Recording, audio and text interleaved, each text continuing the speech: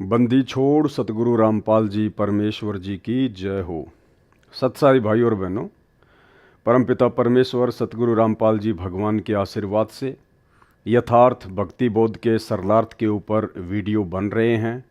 आज हमारा ये दूसरा वीडियो है और आज के वीडियो में आदरणीय गरीबदास जी महाराज जी की जीवन लीला के ऊपर परमपिता परमेश्वर सतगुरु रामपाल जी ने प्रकाश डाला है और हमने आदरणीय गरीबदास जी महाराज जी की जीवन लीला को बहुत ही ध्यान से पढ़ना चाहिए।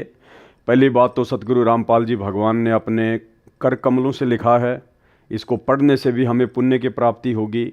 और दूसरा, किसी भी महापुरुष की जो कि कबीर पंथ से संबंधित है उसकी जीवनी पढ़ने से वैसे भी हम पुण्य के भागी बनते हैं।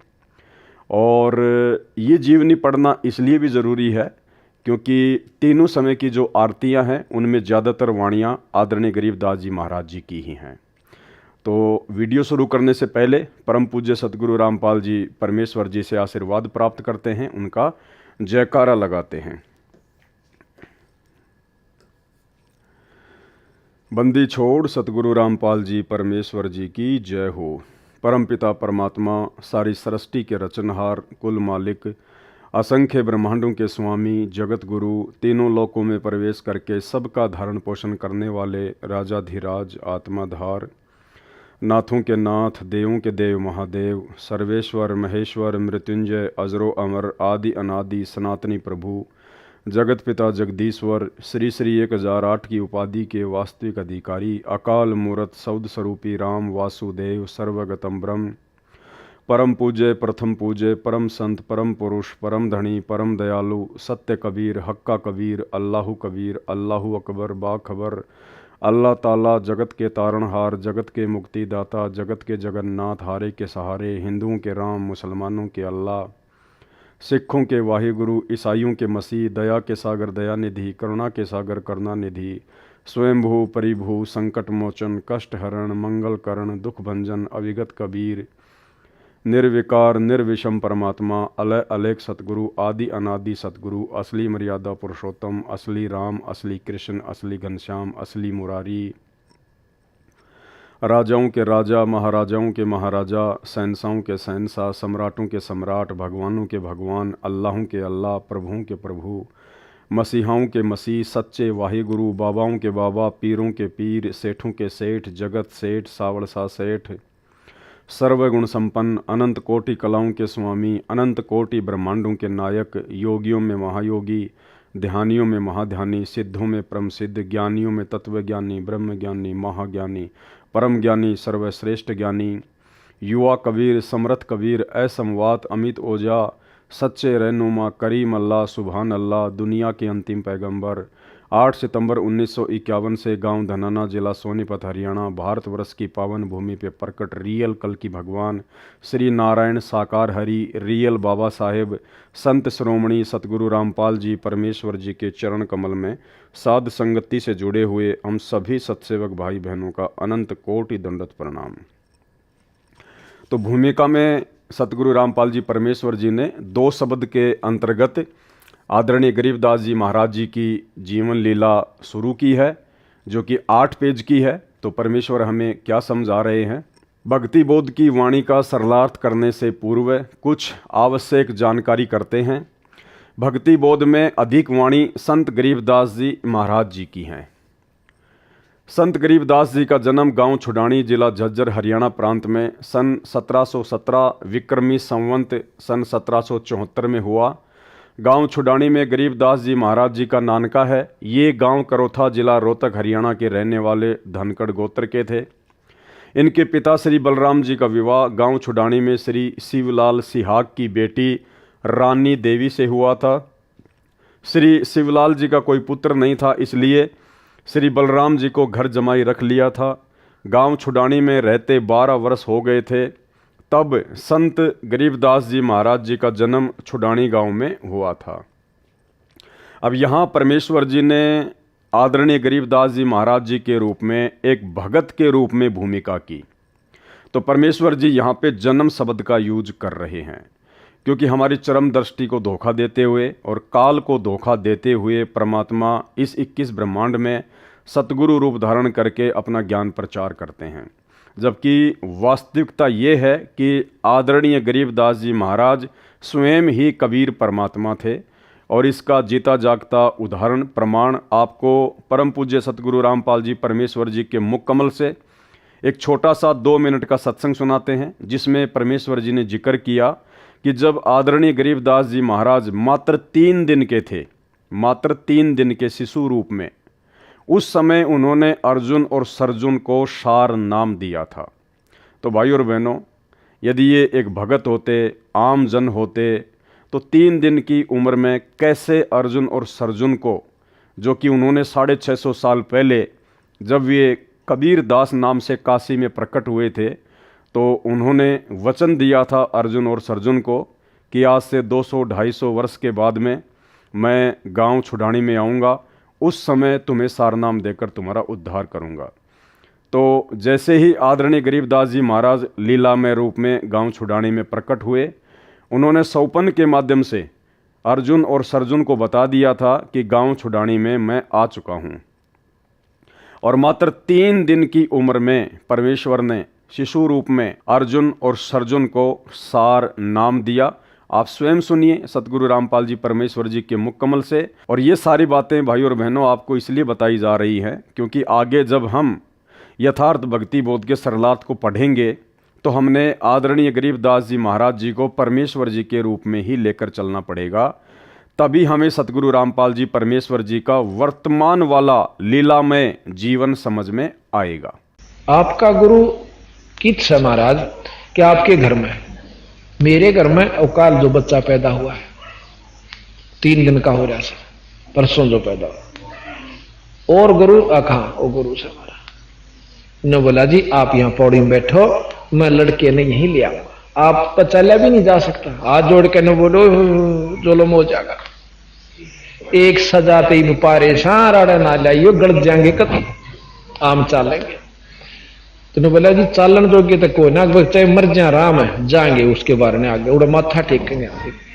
एक 2 यान वो पकड़े, 2 यान वो पकड़ा, उन लच ले गए बेचारे नो किता किता पाटक दे नो टूटे टूटे से गोडे जाके उस जहां माता रानी नाम था महाराज जी की माता जी का, जहां माता रानी और बच्चा महाराज बंदी छोड़ लेटे हुए थे उस कमरे में जाके और छोड़ दिए। इन्हें बोले तुम बाहर आ जाओ, और बाकी बाहर नो कान ला के सुने के बात हो रही है। महाराज रानी सुआदी नींद पे, और वो नो देखे नो खिड़कियां में देखे के बतलाव से बंदी छोड़ 3 सज्जन के बच्चे नो बोले अर्जुन सर्जन, और वो लंबे पड़े मुंदे रोवे नो बोला जचगी था रहे गुरु के प्रति विक्षेप नहीं आकर, अगर जी बस भोग लिया हमने जितना भोगना था, बंदी छोड़ पापी जीव से बख्श दो।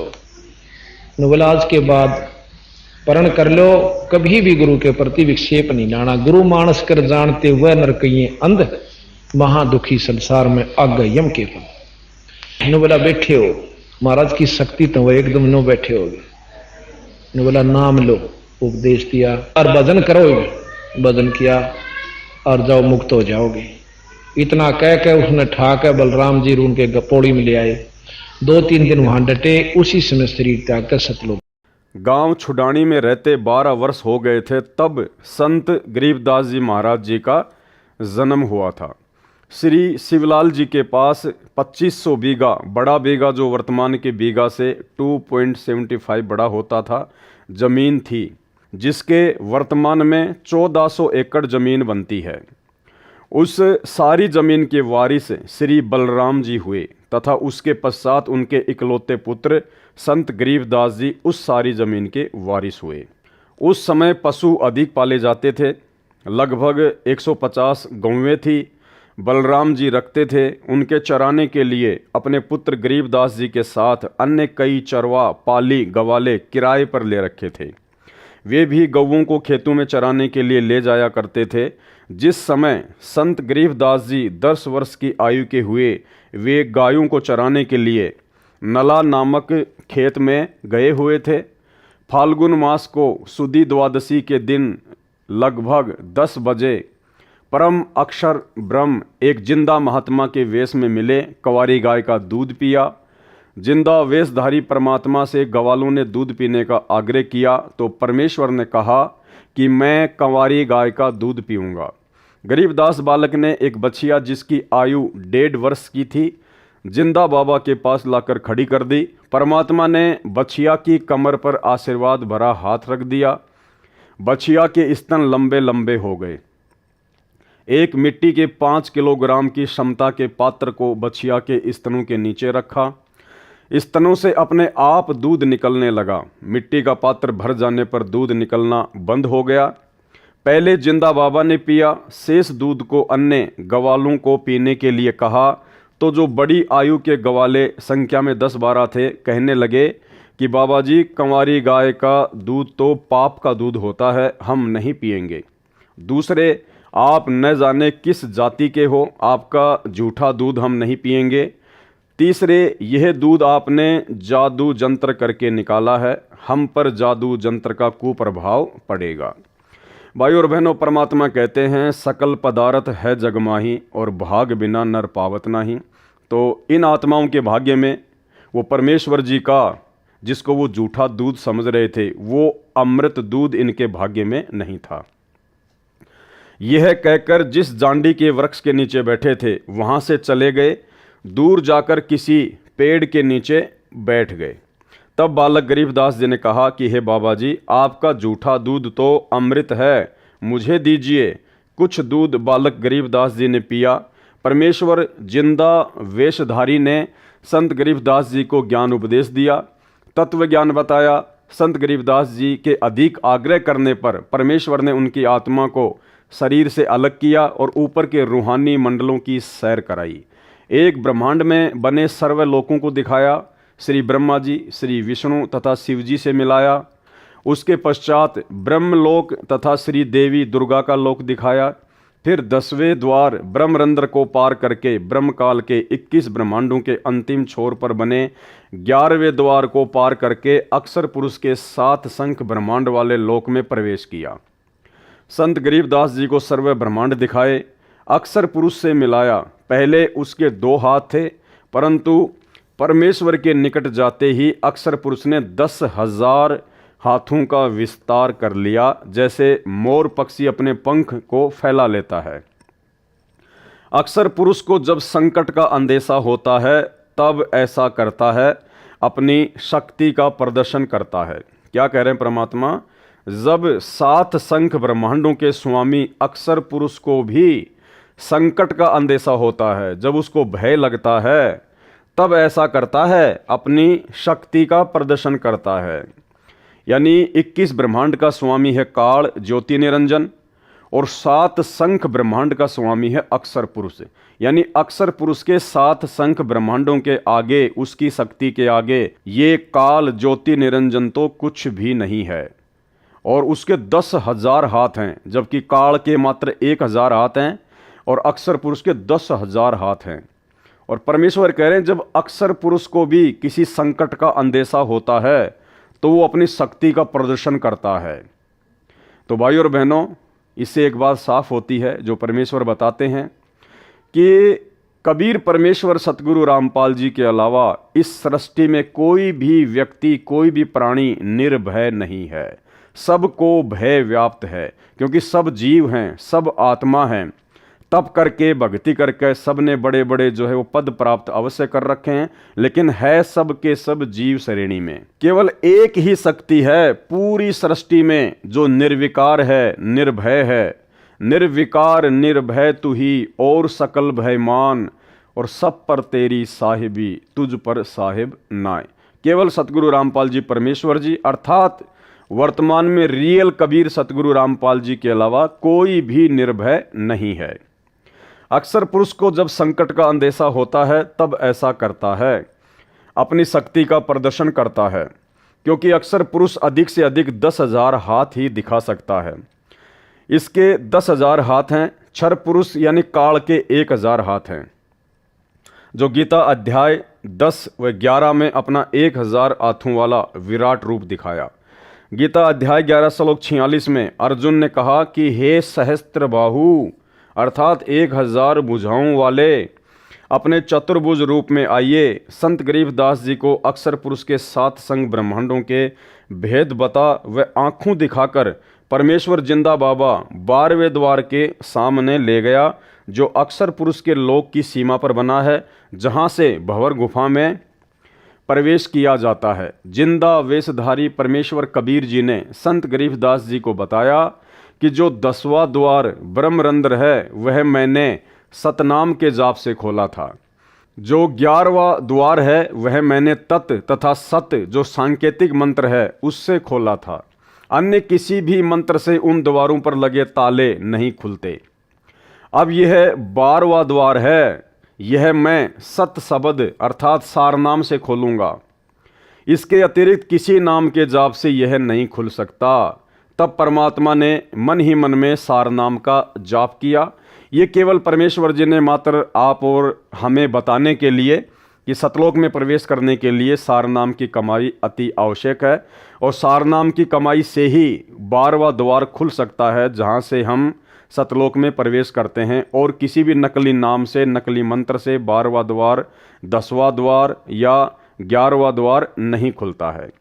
तब परमात्मा ने मन ही मन में सार नाम का जाप किया, 12वां द्वार खुल गया और परमेश्वर जिंदा रूप में तथा संत गरीबदास जी की आत्मा भंवर गुफा में प्रवेश कर गए।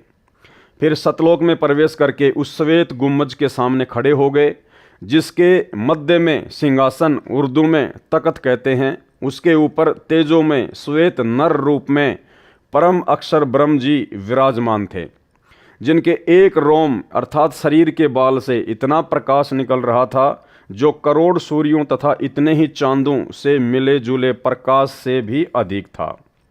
इससे अंदाजा लग जाता है कि उस परम अक्षर ब्रह्म सत्य पुरुष जी के संपूर्ण शरीर की कितनी रोशनी होगी। सतलोक स्वयं भी हीरे की तरह प्रकाशमान है। उस प्रकाश को जो परमेश्वर जी के पवित्र शरीर से तथा उसके अमर लोक से निकल रहा है, केवल आत्मा की आंखों से अर्थात दिव्य दृष्टि से ही देखा जा सकता है, चरम दृष्टि से नहीं देखा जा सकता। फिर जिंदा बाबा अपने साथ बालक गरीबदास जी को लेकर उस सिंहासन के निकट गए तथा वहां रखे चवर को उठाकर तख्त पर बैठे परमात्मा के ऊपर डुराने चलाने लगे।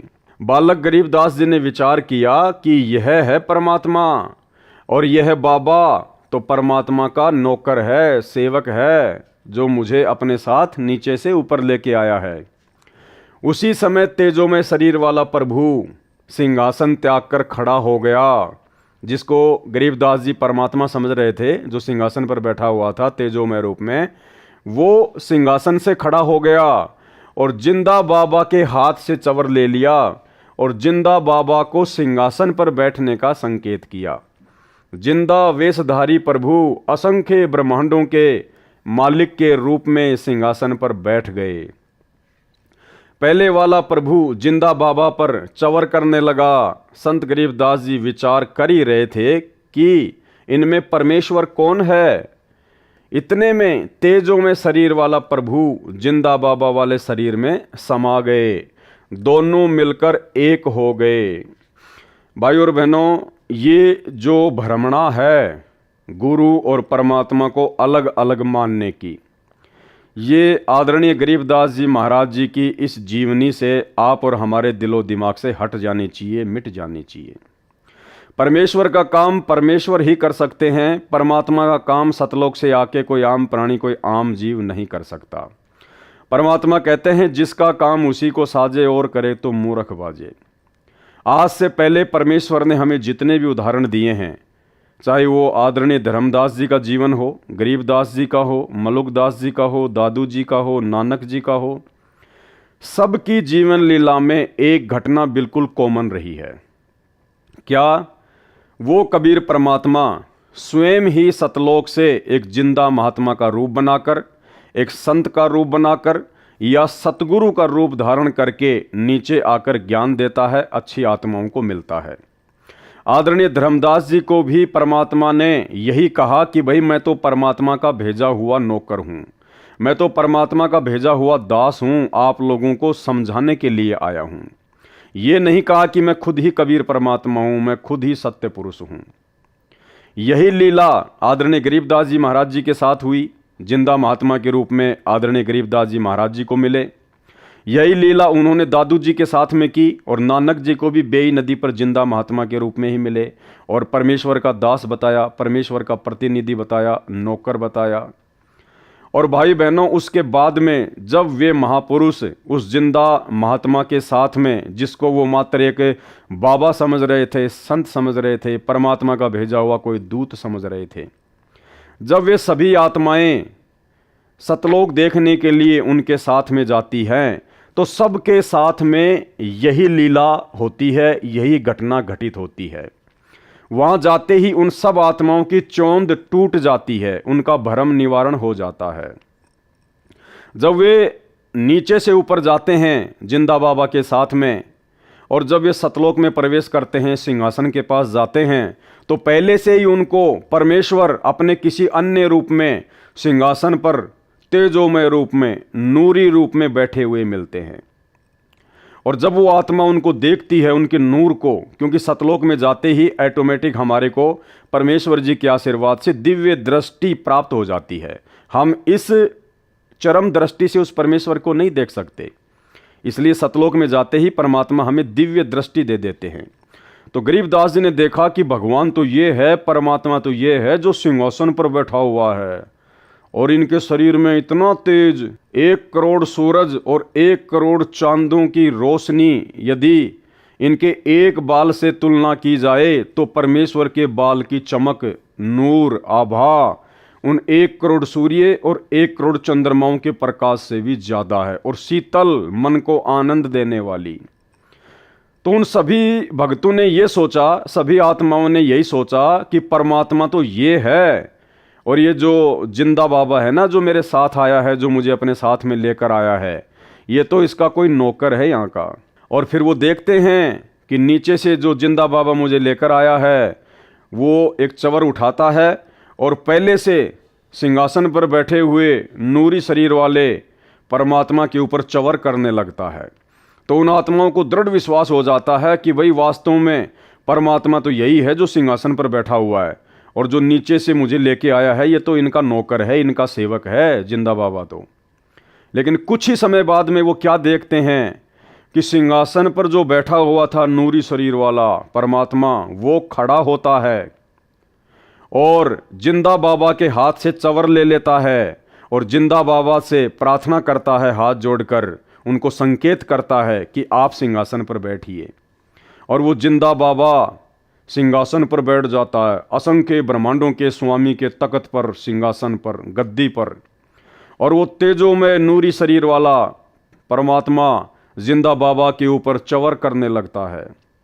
उसके बाद वो आत्मा भ्रम में पड़ जाती है, जो नीचे से जाती है, कि भाई परमात्मा पहले वाला था या परमात्मा ये है। जब वो आत्मा ये सोच ही रही होती है, उसी समय वो तेजोमय शरीर जो जिंदा बाबा पे चवर कर रहा होता है, वो जिंदा बाबा के अंदर समा जाता है, और अकेले वो जिंदा बाबा ही असंख्य ब्रह्मांडों के स्वामी के सिंहासन पर विराजमान रहते हैं। उसके बाद उस आत्मा का भ्रम निवारण हो जाता है कि नीचे जो जिंदा बाबा मुझे मिले थे, जो मुझे नीचे से ऊपर लेके आए हैं, ये तो स्वयं ही परमात्मा है, असंख्य ब्रह्मांडों के स्वामी है। ये कोई 2 रूप नहीं है, ये किसी का नौकर नहीं है। भाई बहनों, यही घटना आदरणीय धर्मदास जी के साथ में घटी, यही घटना आदरणीय गरीबदास जी के साथ में घटी, यही घटना आदरणीय दादू जी के साथ में घटी, यही घटना आदरणीय मलुकदास जी और गीसा संत जी के साथ में घटी, और यही घटना आदरणीय नानक जी के साथ में घटी।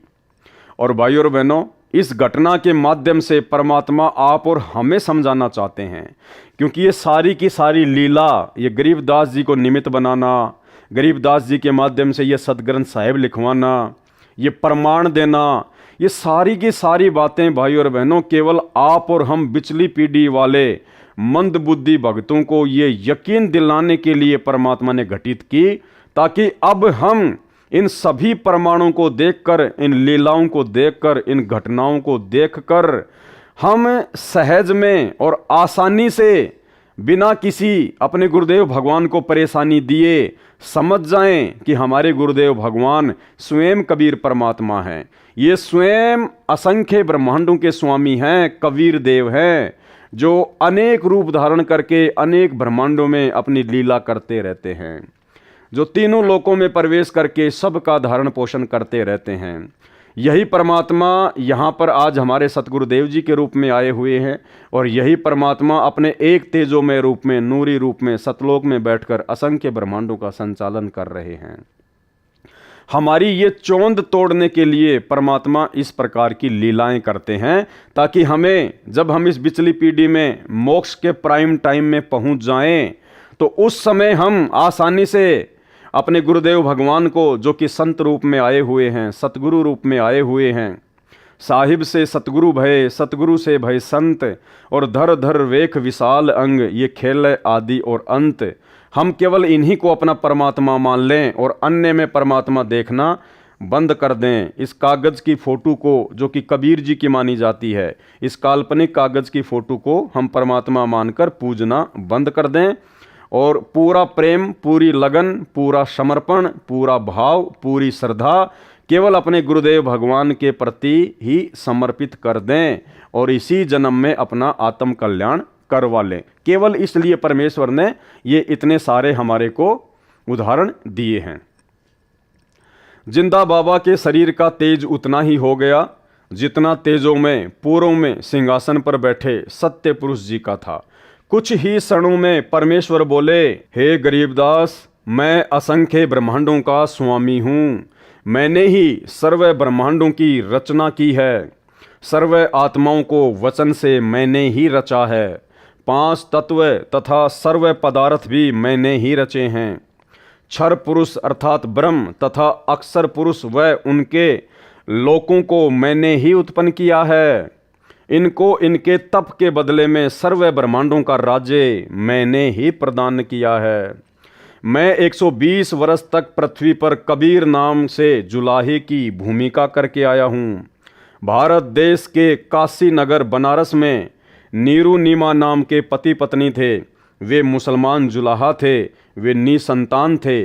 ज्येष्ठ सुधी पूर्णमासी की सुबह ब्रह्म मुहूर्त में लहर तारा नामक सरोवर में काशी के बाहर जंगल में मैं नवजात शिशु का रूप धारण करके कमल के फूल पर लेटा था। मैं अपने इसी स्थान से गति करके गया था। नीरू जुलाहा तथा उसकी पत्नी प्रतिदिन उसी तालाब पर स्नानार्थ जाया करते थे, नहाने के लिए जाया करते थे। उस दिन मुझे बालक रूप में प्राप्त करके अत्यंत खुश हुए, मुझे अपने घर ले गए। मैंने 25 दिन तक कुछ भी आहार नहीं किया था। तब शिवजी एक साधु के वेश में उनके घर गए। वह सब मेरी प्रेरणा से ही थी। शिव से मैंने कहा था कि मैं कंवारी गाय का दूध पीता हूँ। तब नीरू एक बछिया लाया। शिव को मैंने शक्ति प्रदान की। उन्होंने बछिया की कमर पर अपना आशीर्वाद भरा हाथ रखा। कंवारी गाय ने दूध दिया, तब मैंने दूध पिया था। मैं प्रत्येक युग में ऐसी ही लीला करता हूँ। मैं प्रत्येक युग में ऐसी ही लीला करता हूँ। अब भाइयों और बहनों, मन में कोई शंका नहीं होनी चाहिए। ये बात सुनकर जो यहाँ लिखी हुई है, परमेश्वर कह रहे हैं कि मैं प्रत्येक युग में ऐसी ही लीला करता हूँ। जब मैं शिशु रूप में प्रकट होता हूँ तो मैं कंवारी बछिया का ही दूध पीता हूँ। एक निसंतान दंपत्ति मुझे घर लेकर आ जाती है, मेरा पालन पोषण करती है। तो आपके मन में ये शंका नहीं होनी चाहिए कि भाई पवनदास तो सतगुरु रामपाल जी परमेश्वर जी को परमात्मा बताता है, अल्लाह बताता है, स्वयं कबीर बताता है। तो सतगुरु रामपाल जी की परवरिश तो कंवारी बच्चियों से नहीं हुई। भाइयों और बहनों, यहाँ समझना ये है कि ऐसी लीला केवल परमात्मा प्रत्येक युग में एक बार ही करते हैं। जैसे सतयुग में परमात्मा ना जाने कितनी बार आए, कितनी बार सतलोक गए, लेकिन पूरे सतयुग में केवल परमेश्वर ने शिशु वाली जो लीला थी, कंवारी गाय से जो दूध पीने वाली लीला थी, वो केवल एक बार ही की। उसके बाद में द्वापर में परमेश्वर आए मुनिंदर ऋषि के रूप में। उसके बाद में जब त्रेता युग में परमात्मा फिर आए मुनिंदर ऋषि के रूप में, तो परमेश्वर ने केवल एक बार ही वो लीला की थी कुंवारी गाय से दूध पीने की। बाकी ना जाने कितनी बार परमात्मा आए, कितनी बार सतलोक गए, कभी जिंदा महात्मा के रूप में, कभी किसी संत के रूप में। फिर परमात्मा द्वापर युग में करुणामय ऋषि के नाम से आए और पूरे द्वापर युग में परमात्मा ने केवल एक लीला, पूरा जीवन उन्होंने वैसा ही निभाया जैसा परमेश्वर पहले निभाते आ रहे हैं। एक निसंतान दंपत्ति उनको उठाकर ले आती है और कंवारी गाय के दूध से फिर परमात्मा की परवरिश होती है। उसके बाद जब कलयुग स्टार्ट हुआ, जब कलयुग का प्रथम चरण शुरू हुआ, तो सन 1398 में फिर परमात्मा ने वही लीला की। एक पूरा जीवन 120 वर्ष तक परमेश्वर ने उसी प्रकार से जिया और शिशु रूप में परमात्मा प्रकट हुए। नीरू और नीमा उनको तालाब से उठाकर ले आए और उसके बाद में कंवारी गाय के दूध से ही परमात्मा की परवरिश हुई। तो ये शंका नहीं होनी चाहिए कि फिर आज सतगुरु रामपाल जी परमेश्वर जी ने कुंवारी गाय का दूध क्यों नहीं पिया। भाइयों और बहनों, ये केवल प्रत्येक युग में परमात्मा एक एक बार ही ऐसी लीला करता है और इस कलयुग में परमात्मा 650 साल पहले वो लीला कर चुके हैं। उसके बाद तो परमात्मा आदरणीय गरीबदास जी महाराज जी के रूप में आए। तो क्या गरीबदास जी के रूप में जब परमात्मा आए तो क्या उन्होंने किसी कंवारी गाय का दूध पिया था? नहीं पिया। ये परमेश्वर समर्थ है, ये कुछ भी कर सकता है। ये बिना खाए बिना पिए स्वयं भी रह सकता है, पूरी सृष्टि को भी रख सकता है। तो ऐसी लीला परमेश्वर केवल प्रत्येक युग में एक बार ही करते हैं। और वो क्यों करते हैं? क्योंकि वेदों में परमात्मा ने अपनी महिमा लिखी है, अपनी पहचान बताई है, ताकि आसानी से साधक परमेश्वर को पहचान लें कि हाँ, भगवान ऐसी ही लीला किया करता है। जब भगवान धरती पर शिशु रूप में प्रकट होता है तो परमात्मा कुंवारी गाय से ही अपनी परवरिश करवाता है, उसी का दूध पीता है। और ये जो लीला है जो वेदों में लिखी हुई है, ये कबीर परमात्मा के अलावा अन्य जितने भी अवतार हैं, कोई भी महापुरुष है, किसी के जीवन में आपको देखने को नहीं मिलेगी। इसलिए ऐसी लीला केवल परमात्मा प्रत्येक युग में इसलिए करता है क्योंकि वेदों में उस परमेश्वर की ऐसी लीला को पढ़कर और यथार्थ में उनके जीवन से ऐसा देखकर, ऐसे उदाहरण प्राप्त करके हम आसानी से पहचान कर लें कि हाँ, कबीर जी ही सच्चे परमात्मा हैं, सच्चे परमेश्वर हैं। इसके अलावा परमात्मा ना जाने कब कितने रूप में आ जाते हैं, कैसी कैसी लीला करते हैं। जब चाहे जहां वो प्रकट हो जाते हैं, उनकी गति को कोई नहीं जान सकता। इसलिए वर्तमान में कोई भी भाई बहन अपने परम पूज्य परमेश्वर सतगुरु रामपाल जी के प्रति मन में शंका ना करे कि भाई सतगुरु रामपाल जी परमेश्वर जी ने कब कुंवारी गाय का दूध पिया था। ये परमेश्वर हैं। जिस प्रकार जैसी लीला आदरणीय गरीबदास जी महाराज जी ने की, सेम टू सेम लीला सतगुरु रामपाल जी परमेश्वर जी ने की है। आगे आपको गरीबदास जी महाराज जी की जीवनी से और अच्छे से समझाया जाएगा। इसलिए दास बार बार कह रहा है कि आदरणीय गरीबदास जी महाराज जी के जीवन को समझना हम भक्तों के लिए बहुत ज़्यादा आवश्यक है, क्योंकि गरीबदास जी महाराज जी की जीवन लीला को समझे बिना हम सतगुरु रामपाल जी परमेश्वर जी की जीवन लीला को नहीं समझ पाएंगे। जब मैं शिशु रूप में प्रकट होता हूँ तब कंवारी गायों से मेरी परवरिश की लीला हुआ करती है। हे गरीबदास, चारों वेद मेरी महिमा का गुणगान करते हैं। वेद मेरा भेद है, मैं ना वेदन के माही, जौन वेद से मैं मिलूं वह वेद जानते नहीं। ऋग्वेद मंडल 9 सूक्त 1 मंत्र 9 में लिखा है कि जब परमेश्वर शिशु रूप में पृथ्वी पर प्रकट होते हैं तो उनकी परवरिश की लीला कंवारी गायों द्वारा होती है। मैं सतयुग में सत सुकृत नाम से प्रकट हुआ था, त्रेता युग में मुनिंदर नाम से तथा द्वापर में करुणामय नाम से, और संवत 1455 ज्येष्ठ सुधी पूर्णमासी को मैं कलयुग में कबीर नाम से प्रकट हुआ, वह प्रसिद्ध हुआ था। ये सब प्रसंग सुनकर संत गरीबदास जी ने कहा कि परवरदिगार, यह ज्ञान मुझे कैसे याद रहेगा। तब परमेश्वर जी ने बालक गरीबदास जी को आशीर्वाद दिया और कहा कि मैंने तेरा ज्ञान योग खोल दिया है, अध्यात्म ज्ञान तेरे अंतःकरण में डाल दिया है।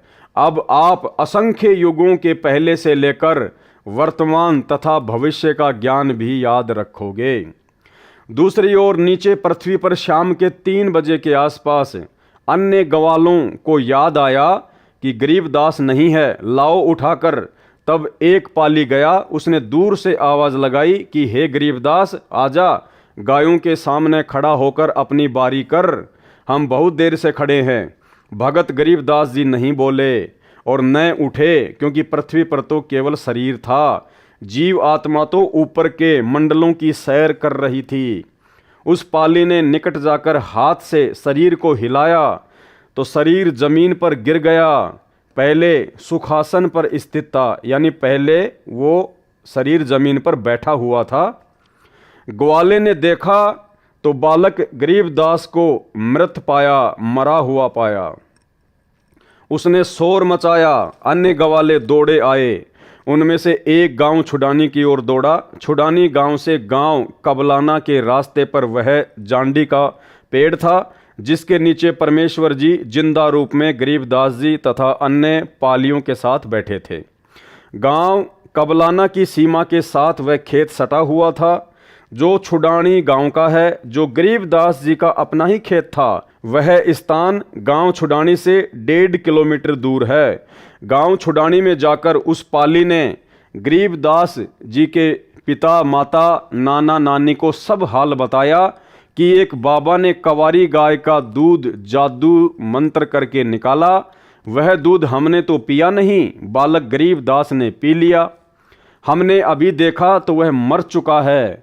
बच्चे के शव को चिता पर रखकर अंतिम संस्कार की तैयारी कर दी। उसी समय परमेश्वर कबीर जी ने कहा, हे गरीबदास, आप नीचे जाओ, आपके शरीर को नष्ट करने जा रहे हैं। संत गरीबदास जी ने नीचे देखा तो यह पृथ्वी लोक सतलोक की तुलना में नरक लोक के समान दिखाई दे रहा था। जब संत गरीबदास जी ने सतलोक से नीचे देखा अपनी दिव्य दृष्टि से, क्योंकि परमेश्वर ने उनको आशीर्वाद दे दिया था, तो सतलोक की तुलना में परमात्मा कह रहे हैं कि ये पृथ्वी लोक, ये 21 ब्रह्मांड ऐसा है जैसे कूड़ा करकट, कूड़े का ढेर, गंदगी, नरक। भाइयों और बहनों, जिस प्रकार एक सूअर होता है और सूअर सारा दिन गंदगी में नाक रगड़ता रहता है, टट्टी पेशाब में नाक रगड़ता रहता है, गटर में लौटता रहता है, यानी सबसे ज़्यादा जो घृणित वस्तुएं होती हैं उनका सेवन सूअर करता है। अब यदि उस सूअर की आत्मा को एक दिन के लिए और किसी राष्ट्रपति या प्रधानमंत्री की आत्मा में डाल दिया जाए और 24 घंटे फिर वो सूअर की आत्मा राष्ट्रपति और प्रधानमंत्री के रूप में 7 स्टार होटल में सोएगा, खाएगा, एरोप्लेन में घूमेगा, 56 प्रकार के पकवान उसके सामने खड़े रहेंगे, लोग उसके सामने हाथ जोड़कर खड़े रहेंगे, जी हुजूर, जी हुजूर। तो भाइयों और बहनों, 24 घंटे समाप्त होने के बाद अब उस सूअर की आत्मा को कहा जाए कि भाई अब आपका समय समाप्त हो गया, आप वापस सूअर के शरीर में जाइए। तो क्या वो आत्मा जो प्रधानमंत्री के शरीर में विराजमान है, जो सर्व सुख भोग रही है, सर्व आनंद भोग रही है, क्या उस आत्मा की आसानी से इच्छा बनेगी वापस सूअर के शरीर में जाने की? क्योंकि जब वो प्रधानमंत्री के शरीर से और सूअर वाली स्थिति को देखेगा, उस जगह को देखेगा, गटर को देखेगा, टट्टी पेशाब को देखेगा, गंदगी को देखेगा, तो उसकी इच्छा नहीं बनेगी कि मैं इस शरीर से निकलकर सूअर के शरीर में चला जाऊं। तो भाइयों और बहनों, ठीक इसी प्रकार सतलोक की तुलना में ये पृथ्वी लोक परमेश्वर ने ऐसा बताया जैसे नरक, नरक यानी सबसे गंदा स्थान। संत गरीबदास जी ने नीचे को देखा तो यह पृथ्वी लोक सत्य लोक की तुलना में नरक लोक के समान दिखाई दे रहा था। संत गरीबदास जी ने कहा, हे प्रभु, मुझे नीचे मत भेजो, यहीं पर रख लो। तब सत्य पुरुष कबीर जी ने कहा कि आप पहले भक्ति करोगे, जो साधना मैं तुम्हें बताऊंगा, उस भक्ति की कमाई शक्ति से फिर यहाँ स्थायी स्थान प्राप्त करोगे। सामने देख, वह तेरा महल है जो खाली पड़ा है। अर्थात भाइयों और बहनों, आदरणीय गरीबदास जी महाराज जी को निमित्त बनाकर परमेश्वर कबीर जी अर्थात सतगुरु रामपाल जी परमेश्वर आप और हम आत्माओं को चेताना चाहते हैं, जागृत करना चाहते हैं। हम सोई हुई आत्माओं को जगाना चाहते हैं कि तुम कहाँ नरक में पड़े हो, इस झोपड़ी में पड़े हो। गरीबदास जी को निमित्त बनाकर परमेश्वर हमें क्या कह रहे हैं कि सामने देख, तेरा महल घर नहीं, महल। महल यानी जिसमें सारे ऐसो आराम के साधन हो, जिसमें किसी चीज की कोई कमी ना हो, उसको कहते हैं महल। सामने देख, वह तेरा महल है जो खाली पड़ा है। और सतलोक में हमारे जो महल हैं भाई और बहनों, वो कोई मिट्टी, ईंट और पत्थर के बने नहीं हैं। हीरे, मोती, लाल, पन्ने, बहुमूल्य जवाहरात, उनसे बने हुए हैं। और परमेश्वर ने एक सत्संग में बताया कि सतलोक में जो आपके महल हैं, जो खाली पड़े हैं वर्तमान में, उनका व्यास, उनका क्षेत्रफल, उनकी लंबाई चौड़ाई कितनी है? जितनी ये पृथ्वी है। ये पृथ्वी देख लो कितनी बड़ी है, जिसके ऊपर 7 समुंदर, लगभग 300 के आसपास बड़े बड़े देश हैं। जितनी बड़ी ये पूरी पृथ्वी है, इससे भी बड़े बड़े सतलोक में आप और हमारे महल हैं। क्योंकि वहाँ पर हमारा जो शरीर होता है वो 16 सूर्य जितना तेजोमय होता है, तो लंबाई चौड़ाई भी उसी आकार में होगी हमारी। इसलिए परमात्मा कह रहे हैं कि सतलोक में आपके मकान खाली पड़े हुए हैं। और यहाँ हम लोग कोई छोटा मोटा, कोई 50 गज में, कोई 100 गज में, कोई टूटा फूटा मकान बना लेते हैं, तो फूला नहीं समाते कि पता नहीं मैंने क्या प्राप्त कर लिया। सामने देख, वह तेरा महल है जो खाली पड़ा है। सर्व खाद्य पदार्थ भरे पड़े हैं। नीचे पृथ्वी पर वर्षा होगी तो अन्न होगा। कितनी मेहनत करनी पड़ती है। यहाँ जैसे पदार्थ पृथ्वी पर हैं ही नहीं। आप नीचे जाओ, प्रथम मंत्र मैंने तुझे दे दिया है, फिर सत्य नाम भी तुझे प्रदान करने आऊँगा। यह सतनाम 2 अक्षर का होता है, एक ओम अक्षर, दूसरा तत्, ये सांकेतिक है। फिर कुछ समय उपरांत तुझे सार नाम दूंगा। इन सर्व नामों प्रथम, दूसरा तथा तीसरा की साधना करके ही तू यहाँ आ सकेगा। अर्थात हम भगत भाई बहन इन तीनों मंत्रों की साधना मर्यादा में आजीवन रहकर ही सतलोक जा सकते हैं। मैं हरदम भगत के साथ रहता हूँ। परमात्मा क्या कह रहे हैं कि मैं हरदम भगत के साथ रहता हूँ। यानी भाई और बहनों, यदि हम मर्यादा में हैं और अपने गुरु को परमात्मा मान चुके हैं, परमेश्वर मान चुके हैं, और गुरु को परमात्मा मानने का सबसे पहला जो मापदंड है वो यही है कि अपने गुरु जी के अलावा आपने किसी और में परमात्मा को देखना बंद करना होगा। आपने अपने गुरु भगवान के अलावा किसी और को दंडवत करना बंद करना होगा। अपने गुरुदेव भगवान के प्रकट दिवस के अलावा आपने किसी और का कबीर प्रकट दिवस मनाना बंद करना होगा। ये पहला मापदंड है अपने गुरु को परमात्मा मानने का। और जब हम अपने गुरु को परमात्मा मान लेंगे, उसके बाद क्या कह रहे हैं परमात्मा? मैं हरदम भगत के साथ रहता हूँ, तू चिंता मत करना, अब आप शीघ्र जाइए। इतना कहकर परम अक्षर पुरुष जी ने संत गरीबदास जी के जीव को शरीर में प्रवेश कर दिया। कुल परिवार के लोग चिता में अग्नि लगाने ही वाले थे। उसी समय बच्चे के शरीर में हलचल हुई। शव को रस्से से बांधकर ले जाते हैं, वह रस्सा भी अपने आप टूट गया। संत गरीबदास जी उठकर बैठ गए, चिता से नीचे उतरकर खड़े हो गए। उपस्थित गांव के व परिवार के व्यक्तियों की खुशी का ठिकाना नहीं रहा। बालक गरीबदास ऊपर को आंखें करके परमात्मा को देख रहा था, तथा जो अमृत ज्ञान परमेश्वर जी ने उनके अंतःकरण में डाला था, वह अमृतवाणी दोहों व चौपाइयों तथा शब्दों के रूप में बोलने लगा। गांव वालों को उस अमृतवाणी का ज्ञान नहीं था, इसलिए उन्होंने सोचा कि बच्चे को बाबा ने फटकार मार दी, जिस कारण से बड़बड़ा रहा है, कुछ का कुछ बोल रहा है। परंतु परमात्मा का सौ शुक्र मना रहे थे कि लड़की का लड़का जीवित हो गया। पागल है तो भी लड़की रानी देवी अपना दिल रोक कर खुश रहेगी। यह समझकर महापुरुष गरीबदास जी को पागल गांव की भाषा में बावलिया कहने लगे। भाई, अगर गरीबदास जी अगर एक भगत होते तो भगत के लिए कभी भी महापुरुष शब्द का प्रयोग नहीं किया जाता है। महापुरुष तो केवल पूरी सृष्टि में एक ही है, कबीर परमात्मा सतगुरु रामपाल जी। 3 वर्ष के पश्चात एक गोपाल दास संत दादू दास जी के पंथ से दीक्षित था। वह संतों की वाणी को समझता था, उसके महत्व को जानता था। वह वैश्य जाति से था, यानी वो बनिया था। संत वेशभूषा में रहता था। बनिए के घर जन्म होने के कारण कुछ पढ़ा लिखा भी था। घर त्याग कर संन्यास ले रखा था। अधिकतर भ्रमण करता रहता था, गांव-गांव में जाकर प्रचार करता था। कुछ शिष्य भी बना रखे थे।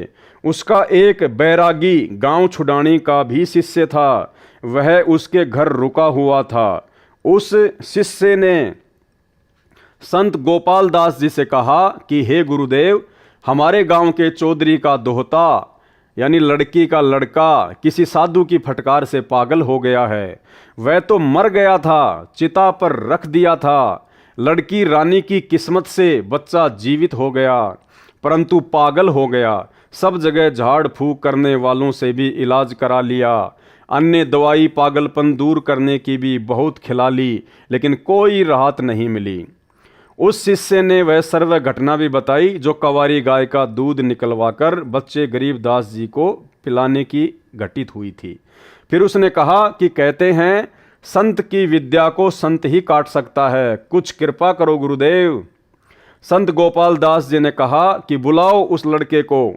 शिष्य ने चौधरी शिवलाल जी से कहा कि मेरे घर पर एक बाबा जी आया है, मैंने उसको आपके दोते गरीबदास जी के बारे में बताया है। बाबा जी ने कहा है कि एक बार बुलाओ, ठीक हो जाएगा, एक बार दिखा लो। अब तो गांव में ही बाबा जी आया है, बहुत पहुंचा हुआ संत है, जगत का पेखना पेख्या, धनी का नाम ना लेखा। जो पहुंचे हुए संत थे, जो महापुरुष थे आदरणीय गरीबदास जी महाराज जी, उनको तो कहने लगे बावलिया। और दादू पंथ से दीक्षित एक बनिया, एक भगत संत गोपाल दास जी को पहुंचा हुआ महात्मा कह रहे हैं। शिवलाल जी के साथ गांव के अन्य कई व्यक्ति भी बाबा के पास गए, साथ में बच्चे गरीबदास जी को भी ले गए। संत गोपाल दास जी ने बालक गरीबदास जी से प्रश्न किया कि बेटा, वह कौन बाबा था जिसने तेरा जीवन बर्बाद कर दिया। प्रिय पाठकों से यहाँ पर यह बताना अनिवार्य है कि संत गोपाल दास जी संत दादू दास जी के पंथ से दीक्षित थे। संत दादू जी को भी संत गरीबदास जी की तरह 7 वर्ष की आयु में बाबा जिंदा के वेश में परमेश्वर कबीर जी मिले थे। दादू जी संत को भी परमेश्वर शरीर से निकालकर सत्यलोक लेकर गए थे। संत दादू जी 3 दिन रात अचेत अवस्था में रहे थे। तीसरे दिन वापस सचेत हुए तो कहा था कि मैं परमेश्वर कबीर जी के साथ अमर लोक गया था। वह आलम बड़ा कबीर है, वह सबको रचने वाला है, सर्व सृष्टि का रचनहार है। कहा कि जिन मोकों निज नाम दिया, सो ही सतगुरु हमार, दादू दूसरा कोई नहीं, कबीर सिरजनहार। दादू नाम कबीर की, जय कोई लेवे ओट, उनको कभू लागे नहीं, काल बजर की चोट। अब ही तेरी सब मिटे, काल कर्म की पीड़, श्वास उसास सुमर ले, दादू नाम कबीर। केहरी नाम कबीर का, विषम काल गजराज, दादू भजन प्रताप से, भाग गए सुनत आवाज। इस प्रकार दादू जी के ग्रंथ में वाणी लिखी है। गोपाल दास इस बात को जानता था कि दादू जी को बूढ़ा बाबा के रूप में परमात्मा मिला था। दादू जी मुसलमान तेली था, इसलिए मुसलमान समाज कबीर का अर्थ बड़ा करता है, जिस कारण से काशी वाले जुलाहे कबीर को नहीं मानते। दादू पंथी कहते हैं कि कबीर का अर्थ है बड़ा भगवान, अल्लाहु कबीर, अल्लाह अकबीर कहते हैं। इसी प्रकार श्री नानक देव जी सुल्तानपुर शहर के पास बह रही बेई नदी में स्नान करने गए। परमात्मा जिंदा बाबा के रूप में उस समय मिले थे। उनको भी 3 दिन तक अपने साथ रखा था। सचखंड यानी सतलोक लेकर गए थे, फिर वापस छोड़ा था। एक अब्राहिम सुल्तान अधम नाम का बलक बुखारे शहर का राजा था, इराक देश का रहने वाला था। उसको भी परमात्मा जिंदा बाबा के रूप में मिले थे, उसका भी उद्धार कबीर परमेश्वर जी ने किया था। संत गोपाल दास ने बच्चे गरीबदास जी से प्रश्न किया था कि तेरे को कौन बाबा मिला था जिसने तेरा जीवन बर्बाद कर दिया। संत गरीबदास जी ने उत्तर दिया था कि हे महात्मा जी, जो बाबा मुझे मिला था उसने मेरा कल्याण कर दिया, मेरे जीवन को आबाद कर दिया, वह पूर्ण परमात्मा है। गरीब हम सुल्तानी नानक तारे, दादू को उपदेश दिया, जाति जुलाहा भेद न पाया, काशी माहे कबीर हुआ। गरीब अनंत कोटि ब्रह्मांड का एक रति नहीं भार, सतगुरु पुरुष कबीर है कुल के सृजनहार। गरीब सब पदवी के मूल हैं, सकल सिद्धि हैं तीर, दास गरीब सतपुरुष भजो अविगत कला कबीर। गरीब अजब नगर में ले गए हमको सतगुरु आन, झिलके बिंब अगाध गति हम सूते चादर तान। गरीब सौद स्वरूपी उतरे सतगुरु सत्य कबीर, दास गरीब दयाल है डिगे बंधावे धीर। गरीब अलल पंख अनुराग है सुन मंडल रहे थीर, दास गरीब उधारिया सतगुरु मिले कबीर। गरीब परपटन वह लोक है जहाँ अदली सतगुरु सार, भक्ति हेत से उतरे पाया हम दीदार। गरीब ऐसा सतगुरु हम मिला है जिंदा जगदीश, सुन विदेशी मिल गया छत्र मुकुट है शीस।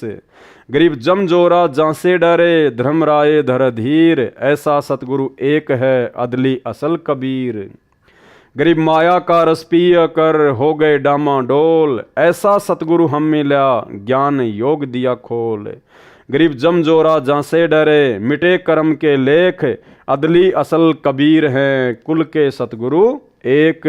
संत गरीबदास जी को कौन मिला था? बाबा जी को उसका परिचय दिया, जो ऊपर लिखी वाणी से स्पष्ट होता है कि जिस परमेश्वर कबीर जी ने हम सबको संत गरीबदास, संत दादूदास, संत नानक देव तथा राजा अब्राहिम सुल्तानी आदि आदि को पार किया, वह भारतवर्ष के काशी शहर में कबीर जुलाहा नाम से प्रसिद्ध हुआ। वह अनंत कोटि ब्रह्मांडों का सृजनहार है, वह मुझे मिला था। यह उपरोक्त वाणी बोलकर संत गरीबदास 13 वर्षीय बच्चा चल पड़े। संत गोपाल दास जी समझ गए कि वह कोई सामान्य बच्चा नहीं है, यह तो परमात्मा से मिला है, ऐसी अमृतवाणी बोल रहा है, इस वाणी को लिखना चाहिए। यह विचार करके बालक गरीबदास के पीछे पीछे चल पड़ा और कहने लगा, हे गांव वालों, ये बालक पागल नहीं है, तुम पागल हो। ये क्या बोल रहा है, तुम समझ नहीं सके। मुझे पता चला है यह बच्चा तो अवतार है प्रभु का, इसको तो जिंदा बाबा के रूप में स्वयं भगवान मिले थे। इसी प्रकार हमारे पूज्य दादू साहिब जी को भी मिले थे। दादू जी की सब वाणी लिखी नहीं गई थी, अब इस बच्चे से सारी वाणी लिखवाऊंगा, मैं खुद लिखूंगा। ये वाणी कलयुग में अनेकों जीवों का कल्याण करेगी। संत गोपाल दास जी के बार बार आग्रह करने पर संत गरीबदास जी ने कहा, गोपाल दास जी यदि पूरी वाणी लिखे तो मैं लिखवाऊं, कहीं बीच में छोड़े तो नहीं लिखाऊंगा। संत गोपाल दास जी ने कहा, महाराज जी मैं तो घर से निकल चुका हूँ परमार्थ और कल्याण कराने के लिए। मेरी 62 वर्ष की आयु हो चुकी है, मुझे इससे अच्छा कोई कार्य नहीं है, आप कृपा करें।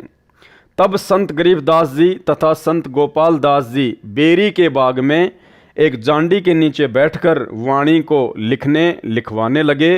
वह बेरी का बाग संत गरीबदास जी का अपना ही था। उस समय छुडानी गांव के आसपास रेतीला क्षेत्र था, जैसे राजस्थान में है। वहां पर जांडी के वृक्ष अधिक होते थे, उनकी छाया का ही प्रयोग अधिक किया जाता था।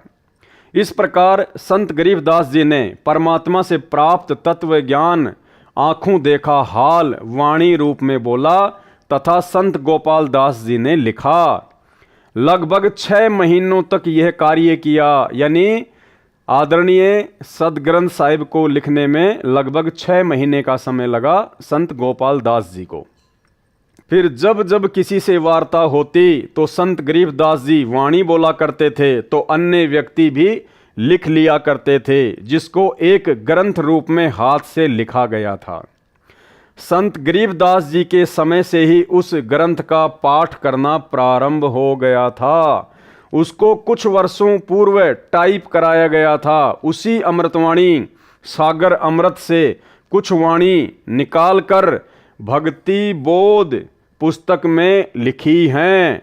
यानी जिस भक्ति बोध का अब परमेश्वर आगे खुलासा करेंगे, उसी अमृतवाणी सागर अमृत से कुछ वाणी निकालकर भक्ति बोध पुस्तक में लिखी हैं।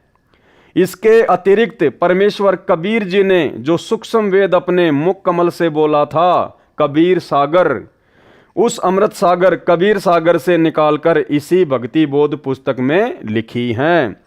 उस अमृतवाणी का अब सरलार्थ प्रारंभ किया जाता है। यानी भाइयों और बहनों, अभी तक आपने ये जो 2 वीडियो देखे हैं, इन 2 वीडियो में परमेश्वर जी ने भक्ति बोध पुस्तक का सरलार्थ करने से पहले केवल एक भूमिका बनाई है। यानी जिन जिन महापुरुषों का और जिन जिन महापुरुषों की वाणियों का भक्ति बोध में विशेष महत्व है, विशेष रोल है, हमें पहले उनके बारे में जानना अति आवश्यक था, ताकि हम भक्ति बोध के सरलार्थ को आसानी से समझ सकें, पढ़ सकें। तो अभी तक तो परमेश्वर ने केवल एक भूमिका सी तैयार की है, जिसके ये 2 वीडियो बने हैं। तो कल रात्रि 9 बजे सभी भाई बहन लाइव जुड़िए। तब तक के लिए हम सभी भाई बहन परमपिता परमेश्वर सतगुरु रामपाल जी भगवान से इजाज़त लेते हैं। बंदी छोड़ सतगुरु रामपाल जी परमेश्वर जी की जय हो।